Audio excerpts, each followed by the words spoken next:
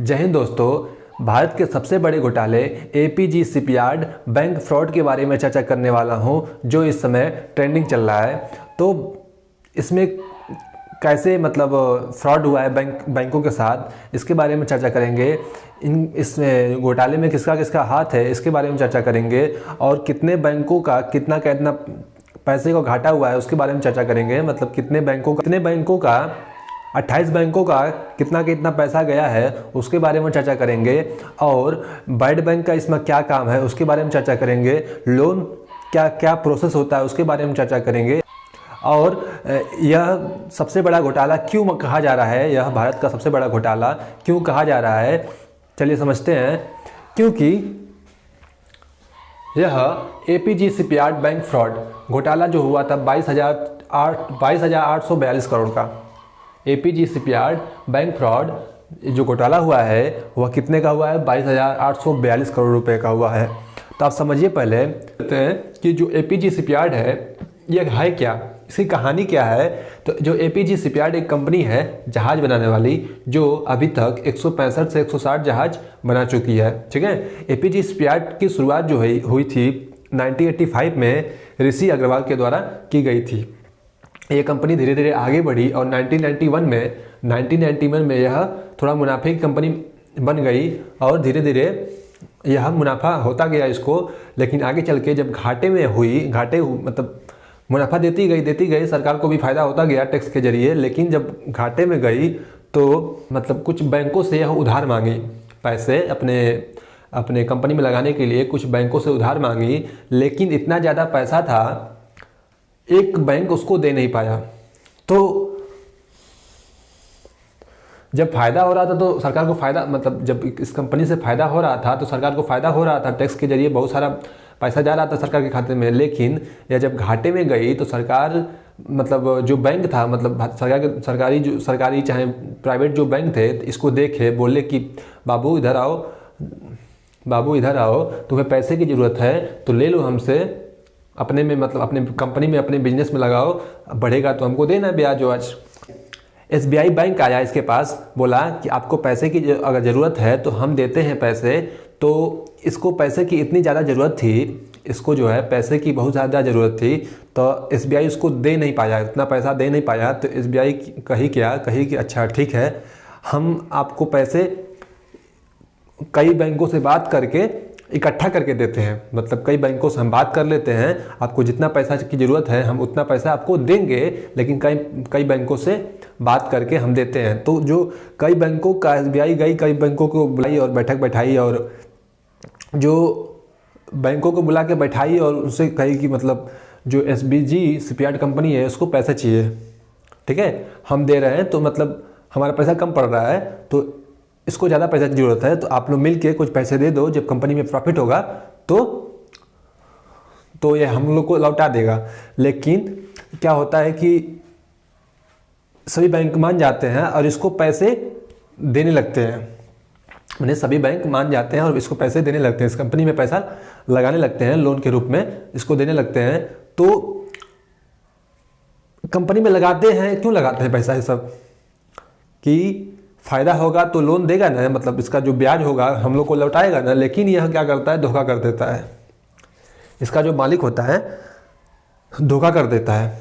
SPG का जो मालिक होता है ऋषि अग्रवाल, इसके जो कुछ मैनेजिंग डायरेक्टर होते हैं, संस्थान मुत्थस्वामी, अश्विन कुमार, सुशील कुमार अग्रवाल, रवि विमन, नेवेतिया, 4-5 लोग होते हैं इसके डायरेक्टर, इस कंपनी के डायरेक्टर होते हैं। तो क्या करते हैं, उन पैसों का धोखा कर देते हैं। धोखा इसका ये है कि उन पैसों का, ये जो बैंक है इन पैसों का काम करने के लिए दिया गया था ना, लेकिन यह क्या करते हैं, उन पैसों का विदेशों में कुछ ना कुछ खरीदने लगते हैं। अपने फ़ायदों के लिए उस पैसों का इस्तेमाल करने लगते हैं। कंपनी में पैसा नहीं लगाते हैं, कहने का मतलब ये है कंपनी में पैसा ना लगाकर वह दूसरी चीज़ों में पैसा लगाते हैं। क्योंकि यह जो लोन दिया गया था उनके द्वारा कंपनी के लिए दिया गया था, कंपनी के ऊर्जा के लिए दिया गया था ना, सामान जहाज बनवाने के लिए दिया गया था। तो उस पैसे जो पैसा था उसमें नहीं लगाते हैं लोग, और वह अपने ज़रूरत की चीज़ों विदेशों में दूसरे देशों में लोग खर्चा कर देते हैं। ठीक है, इसमें 28 बैंक, जो बैंकों का ग्रुप है इसमें 28 बैंकों ने इनको जो है कर्जा दिया है। 28 बैंकों ने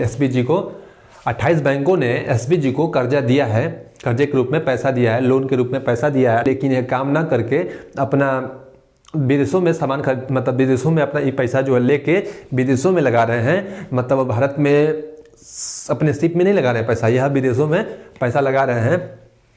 और कंपनी और घाटे मतलब घाटे में चली जा रही है। ठीक है, मतलब यही जो 28 बैंकों का समूह है इसी को इंग्लिश में लोग कंसोर्डियम कह रहे हैं। तो यही कंसोर्डियम है, मतलब 28 बैंकों का समूह को लोग कंसोर्डियम कह रहे हैं। तो समझते हैं कि कितने कितने बैंकों का कितना कितना गया है, कितना कितना पैसा गया है।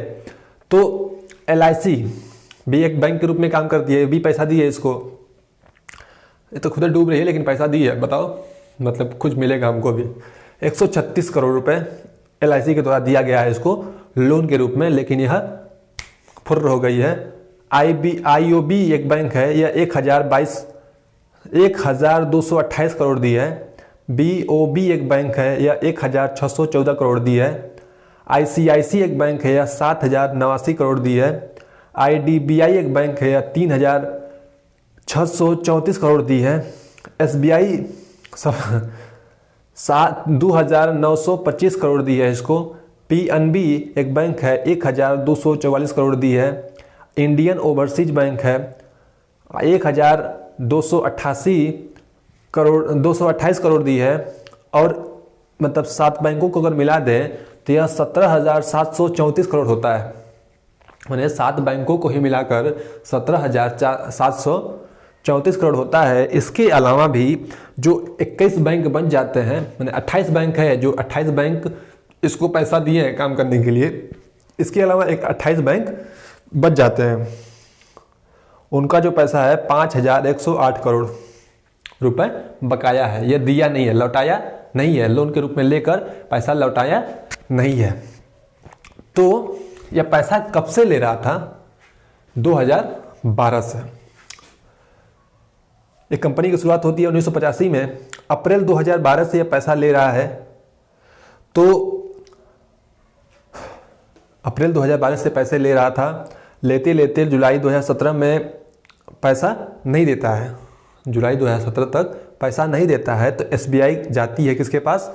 CBI के पास। SBI जो होती है जाती है, SBI जो बैंक है, SBI बैंक के जो डायरेक्टर होते हैं जाते हैं किसके पास? CBI के पास जाते हैं। SBI के जो डायरेक्टर हैं CBI के पास जाते हैं और 8 नवंबर 2019 को CBI में रिपोर्ट करते हैं। CBI में SBI के डायरेक्टर रिपोर्ट करते हैं, लेकिन CBI सुनती नहीं है। यह 12 मार्च 2020 को सफाई मांगती है, क्या आपके साथ हुआ है, आप फिर से बताओ। तो यह 12 मार्च 2020 की घटना है। सफाई मांगती है CBI SBI से कि सबूत दो, कुछ हो, पता नहीं तुम झूठ बोल रहे हो, पैसा दिया होगा, तुम झूठ बोल रहे हो, तो सफाई दो, उसके बारे में सब बताओ। ठीक है। फिर 25 अगस्त 2020 को SBI फिर से रिपोर्ट करती है कि अब तो देवता सुन लो, अब तक पैसा नहीं लौटा रहा है वो, मतलब अब तक पैसा हम लोग उसको दिए थे काम के लिए, लेकिन अपना काम ही कर रहा है, ना ब्याजें लौटा रहा है, ना मूलधन में लौटा रहा है। तो SBI फिर से CBI को रिपोर्ट करती है अब 25 अगस्त 2020 में। तो रिपोर्ट करती रही, लेकिन अब जो है 7 फरवरी 2022 को, अब जाके मतलब 7 फरवरी 2022 को CBI जो है SBI की रिपोर्ट को दर्ज करती है और इन चारों लोगों पर केस बनाती है। ऋषि कमलेश अग्रवाल, संस्थान मुथुस्वामी, अश्विन कुमार, सुशील कुमार अग्रवाल, रवि वीमन, नैनेतिया, इतने लोगों पर केस बनाती है। मतलब इन घोटालों पर, इन लोगों पर केस बनाती है CBI, इसकी जांच कर रही है और इन लोगों पर केस बनाती है और जांच कर रही है। ठीक है, देखते हैं कब तक फैसला आता है। अच्छा, बात कर रहे हैं कि यह सबसे बड़ा घोटाला क्यों कहा जा रहा है? क्योंकि भारत में इससे पहले भी बहुत सारा घोटाला हुआ है। भारत में इससे पहले भी बहुत सारा घोटाला हुआ है। जैसे नीरव मोदी, आपको पता होगा नीरव मोदी के बारे में। 2018 में आप PNB बैंक को लूट लिए थे, ऐसे ही कर्जा मांग मांग कर वह फुर्र हो गया था। वह जो लूटा था, कर्जा नहीं दिया था, 13,570 करोड़, 13,570 करोड़ मैंने बैंकों से उधार लिया था, लौटाया नहीं था, ठीक है, और लंदन चला गया था। बताएंगे लंदन क्यों जाते हैं लोग। विजय माल्या 2015 में 9,000 करोड़ रुपए ऐसे ही बैंकों से उधार लिया था, या 17 बैंकों से उधार लिया था और लौटाया नहीं था, और फुर्र हो गया था ये भी लंदन, ठीक है।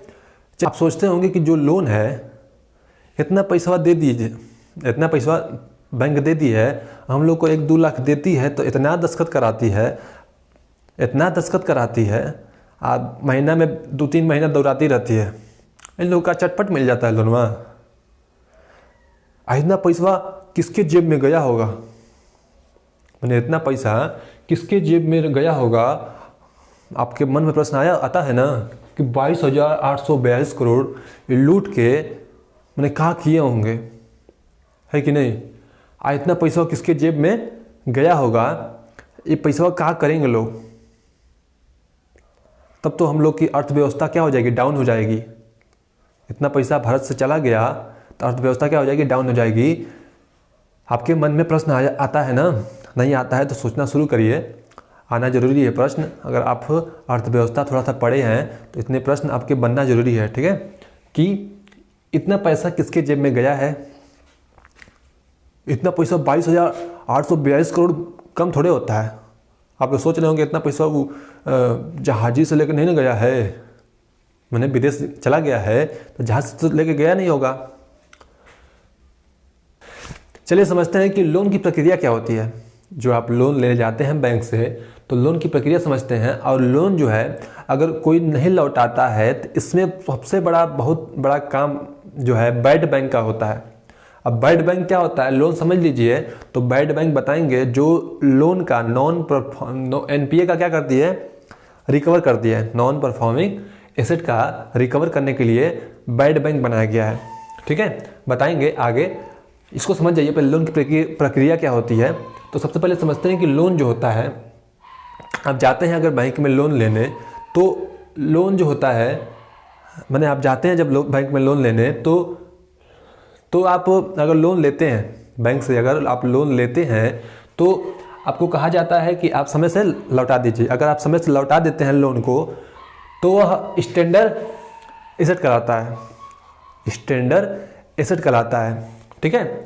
अगर आप समय से नहीं लौटाते हैं तो वह नॉन परफॉर्मिंग एसेट कहलाता है, NPA कहलाता है। अगर समय से लौटा दिए तो स्टैंडर्ड एसेट, अगर समय से नहीं लौटाए तो नॉन परफॉर्मिंग एसेट कहलाता है, NPA कहलाता है, ठीक है। समय का मतलब 90 दिन से अगर आप लेट कर दिए तो NPA में उसको लोन वाले लोग, बैंक वाले लोग इसको NPA में डाल देते हैं कि यह जो बंदा है ये लोन लिया है लौटा नहीं रहा है तो इसको NPA में डाल दो। यह नॉन परफॉर्मिंग एसेट कहलाता है, ठीक है। स्टैंडर्ड एसेट में 2 टाइप का होता है, एक होता है रेगुलर, एक होता है स्टेरेस। माने रेगुलर में जो बड़ी मतलब कंपनियां होती हैं उनका रोज पैसों की जरूरत पड़ती है तो वो बैंक के पास जाते हैं और पैसे ले लेते हैं। इनमें कोई डिले नहीं होता है, लेते हैं, मतलब सुबह लिए लोन बैंक से लिए, शाम को फ़ायदा हुआ और दे दिए। इसमें कोई डिले नहीं होता है, लेते हैं देते हैं। इसमें जो इंटरेस्ट लिया जाता है इन लोगों से, जो बड़ी कंपनियां होती हैं बैंक के पास जाती है और लोन लेती है, तो यह जो बहुत मतलब दिन भर के लिए 1-2 दिन के लिए लोन लेते हैं, दे देते हैं।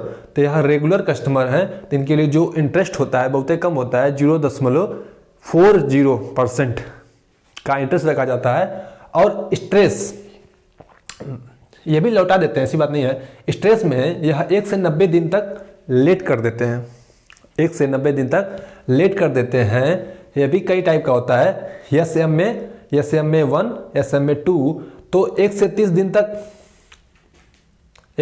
दिन तक यह रख लेते हैं और लौटाते हैं। तब जाके यह 31 से 60 दिन तक लेट करते हैं और लौटाते हैं, तो अभी यह स्टैंडर्ड ही एसेट कहलाता है। और 61 से 90 दिन तक डिले करते हैं और लौटाते हैं, तभी यह स्ट्रेस या स्टैंडर्ड एसेट कहते हैं इसको।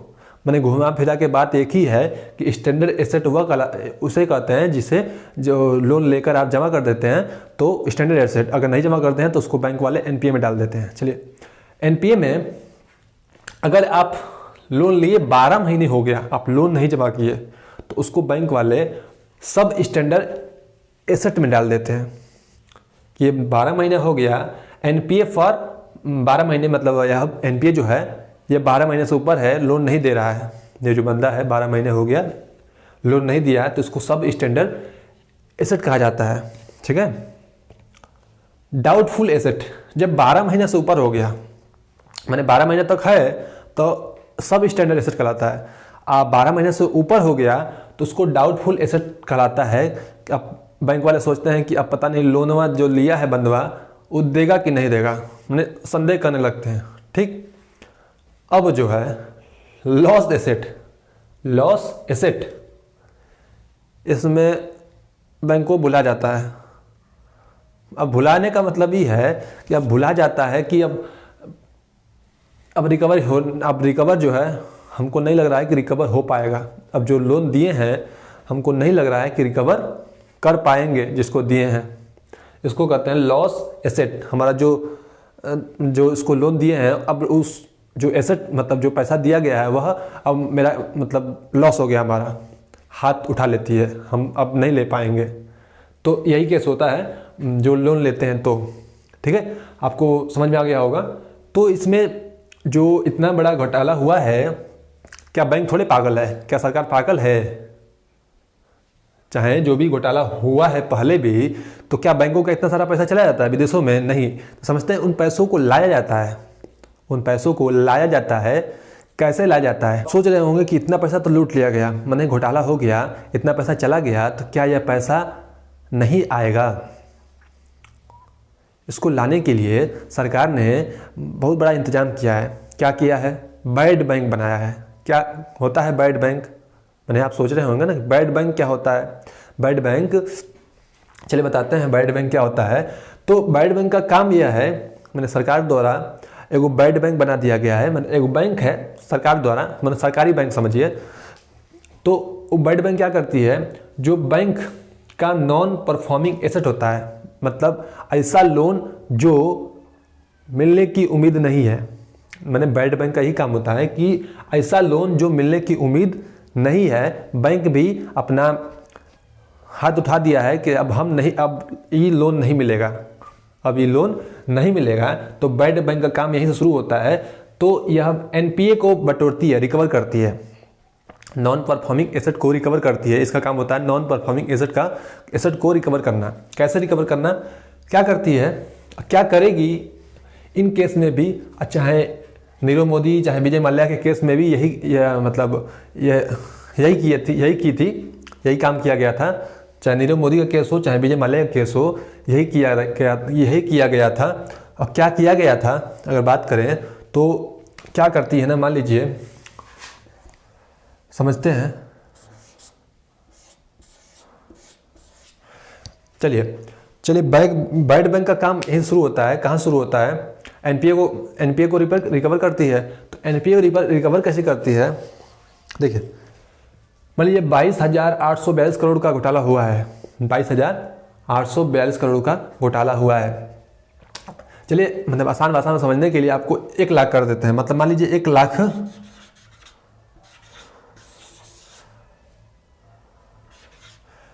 मान लीजिए इतना बड़ा आंकड़ा को निकालने में थोड़ा कठिनाई होगी, तो आप मान लीजिए कि 1 लाख करोड़ का घोटाला हुआ है।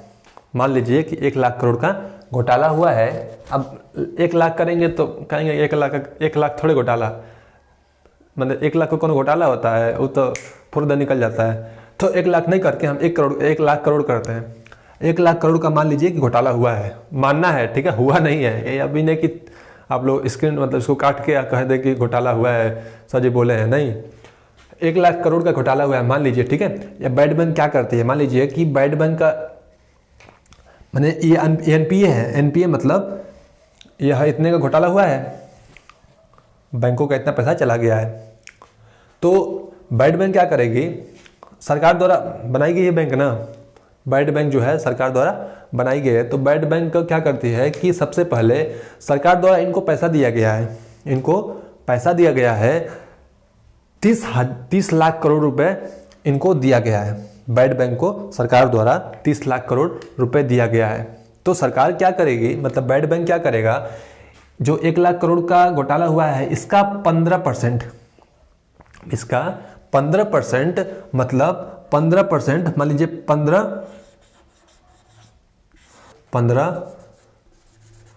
15 लाख करोड़ मतलब 15% इसको दे देती है। बैड बैंक क्या करती है, बैंकों को मतलब जो भी बैंक इसको पैसा दी है 1 लाख करोड़ घोटाला हुआ है तो 15% दे देती है। मैंने बैड बैंक क्या करती है कि 15% कहती है लो 15% थामो इसको, वो थाम लेते हैं, कहते हैं ठीक है। तब 85% कैसे मिलेगा, मैंने 85 लाख करोड़ कैसे मिलेगा, तो क्या करती है, मान लीजिए अब जो लूट के पैसा गए हैं सब, तो इनका यहाँ पर भी कुछ संपत्ति होगी ना, मैंने नीरव मोदी चाहे विजय माल्या चाहे APG CPR जो कंपनी है जो घोटाला की है, इसकी जो संपत्ति है भारत में तो होगी, भारत में होगी ना, इतनी बड़ी बड़ी जहाजें होंगी, उनके सामान होंगे, अर्जे पुर्जे होंगे, तो क्या करेगी, उनको बेचेगी, बैड बैंक उनको बेचेगी, बेच के जो पैसा रिकवर होगा, जो पैसा रिकवर होगा 85 लाख करोड़ रुपए फिर से बैंकों को लौटा देगी। मैंने अब पैसा मांगने उनको नहीं जाएगी, पकड़ने नहीं जाएगी, उनके सामानों को बेचकर उनके सामानों को नीलामी करके जो पैसा बिटोरेगी और इनको 85% लौटा देगी। मैंने 15% पहले दे देती है, 15% पहले दे देगी, मतलब लो शांति से पड़े रहो, और 85% सामानों को बेचने के बाद देगी।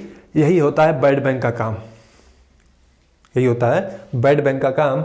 और तब जाके बैंक, जितने भी बैंक होंगे राहत की सांस लेंगे, मतलब सरकार ने बहुत बढ़िया काम किया है बैड बैंक बना के, ठीक है। तो आप समझ गए होंगे कि बैड बैंक क्या होता है, कंसोर्टियम क्या होता है, लोन कैसे निकालते हैं, जो घोटाला हुआ है इतना सारा पैसा गया है और मिल भी जाएगा, तो आप लोग को चिंता करने की बात नहीं है। लेकिन क्या हो रहा है कि सरकारों के बीच इसको लेकर बहुत झगड़ा हो रहा है। आप लोग सुनते होंगे, न्यूज़ देखते होंगे, जो राहुल गांधी हैं उनका जितना भी स्कैम हुआ है वह पूरा पुर्जा उर्जा निकाल के, मतलब पूरा बाकायदे निकाल के दिखा दे रहे हैं मोदी जी को कि मोदी जी देखिए इतना आपके शासनकाल में इतना घोटाला हुआ है। लेकिन चलिए वो तो बात अलग है, पार्टी अलग है। लेकिन एक बात समझिए आप, 2012 में घटना शुरू हुई थी ना, ये जो कांड करना शुरू हुआ था, मतलब पैसे लूटना बैंकों से शुरू किया गया था, 2012 शुरू हुआ था ना। क्या उसमें कांग्रेस पार्टी की सरकार थी ना, पता ही है, तो अभी तो खाई होगी पैसा, उनके भी तो साथ होगा इसमें, इस कंपनी में उनका भी साथ दिया गया होगा लूटने में। और 2017 तक यह खेला चला है ना, तो बीजेपी की सरकार तो अब इसमें है, 2014 से ही है। मैंने कहने का मतलब यही है कि दोनों का मिली भगत है।